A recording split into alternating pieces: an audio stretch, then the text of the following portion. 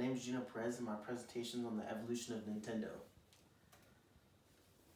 Why Nintendo, you might ask? Well, Nintendo is censored, family-friendly, easy to play, and it has many iconic games and characters that influence society today, such as Mario, Luigi, Bowser, Ness from the series, and the list goes on and on.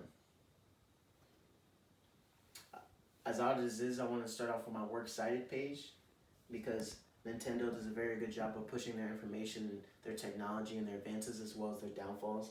So today I'll be going over the evolution of their consoles and how they began. The beginning of Nintendo.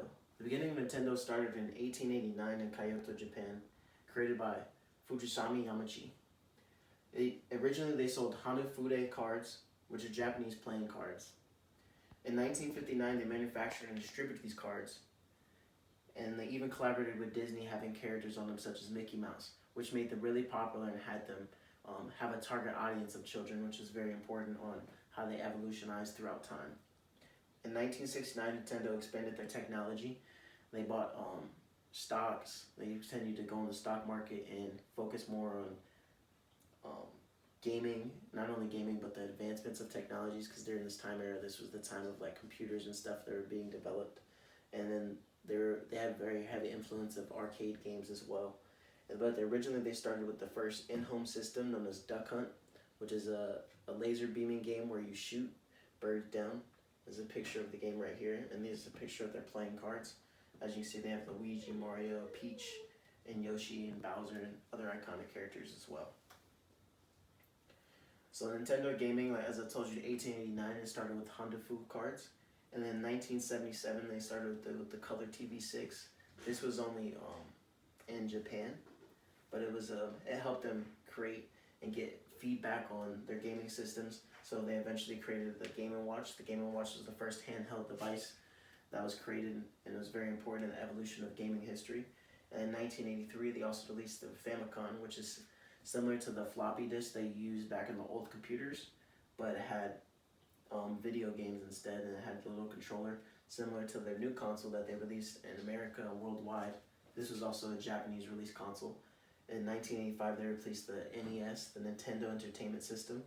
It came with a little D-pad, as you can see. It's kind of small, but it has a start button, a select button, and it has two buttons, A and B. That was in 1985. And then in 1989, they released another handheld console. The Game & Watch, it was very revolutionary from the Game & Watch console, because the Game & Watch console only had the Game & Watch series. As for the Game Boy, it could be switched out with cartridges. It introduced a new gaming format. And they had the Super Famicom, and that was kind of another evolutionizer of the SNES, which led to their Super NES. And then again, they released their Super NES in England, and then continued to sell it globally. The Virtual Boy was one of their first failures. It was kind of like their first virtual reality, the early form of virtual reality. You had a controller and you put on a headset and you would be in the game in a sense. But it failed due to poor advertisements. In 1996, they invented the Nintendo 64. Similar to the Game Boy and the NES, it had switch out cartridges, but it had higher graphics chip, but it also had a new controller with a thumbstick, more buttons, and it evolutionized gaming because it allowed more couch play, allowing up to 4 controllers to play at once. And then later on in the future, in 1998, they had the Game Boy, the GBC. This is an advancement of the old Game Boy, and it also had different cartridges, and it had a thing on the side to adjust the brightness of the screen, so instead of just a black and white image and it would be hard to play in the light, now you can have the adjustable imagery.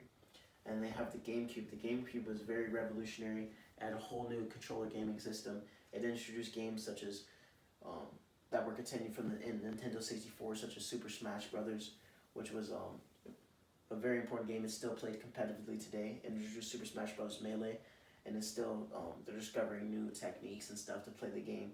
And it also had a better gaming chip and a graphics chip that allowed them to progress through their technology and advance their technology. Then they released the Game Boy Advance in 2001 as well. The Game Boy Advance was similar to the GBC and the Game Boy. It had the same thing as cartridge, but this one allowed there to be color gaming instead of black and white gaming. And then eventually in 2004, they released the Nintendo DS. The Nintendo DS was similar to the GBA system that they had here with the cartridges and the colors and etc. But it was backwards compatible, which is very important in gaming today. is still being used. So you can use the cartridges from the Game Boy Advances in your old classic games, but they also allowed a little chip that you could slip in the front that was strictly for DS and exclusive to DS gaming. So that was very, very revolutionary. Well, again, their target audience began to, at first it was kind of expanded to a lot of teens and then older adults because they had arcade systems and stuff. But eventually they focused on the target audience as kids. And then eventually in 2006, you can see it expand to family households. The Wii was very revolutionary with their motion sensors and the controllers. Compared to the competition of the PS4 and the Xbox, it was very difficult for them to compete because their graphics chips wasn't as advanced. But by instilling the motion sensors in the controller and introduced games such as Wii Sports and having boxing, golf, and all these interesting things, you can do it at home. And the family, it brought families together. And then in 2011, they intended the 3DS. The 3DS was again targeted towards children. It allowed the screen to have this visual imagery of everything popping out of the screen, and many kids have wanted it because they love 3D movies and therefore they love 3D games. In 2012, they created the Wii U. The Wii U was an interesting mixture of the Wii. It had the motion sensors and everything, but it also had a D-pad as well as a little screen. So if your parents wanted to watch TV and you wanted to continue to play the game, you can play on that little screen. It's very interesting. And now, the 2017 and 2020, they're still having the release of the Nintendo Switch. The Nintendo Switch is everything of all these systems combined. It is very helpful because it can be played 3 ways. It can be tabletop, so you can play with your friends or play with yourself. It can be handheld, where you can put the controllers on the actual screen and carry it around, and you can also project it on your TV as well. In conclusion, Nintendo's mission statement states, "At Nintendo, we are proud to be working for the leading company. In our industry, we are strongly committed to producing and marketing the best products and support services available. We believe it is essential not only to provide products of the highest quality, but to treat every customer with attention, consideration, and respect. By listening closely to our customers, we constantly improve our products and services." This is very important because it shows how instilled this mission statement has been throughout history. Nintendo begins to make wise decision moves to expand their enterprise and provide to consumers with what they demand for. Better to gaming technology, family-related consoles, and also just advancing technology in general, allowing more arcade games and more independent industries to come into foreplay. All the way from their Beam series to the Duck Hunt to the Wii controllers and Switch Nintendo continues to make wise business moves and continues to grow. And it's going to be interesting to see how this company revolutionizes and advances in the future. Thank you so much. That concludes my presentation.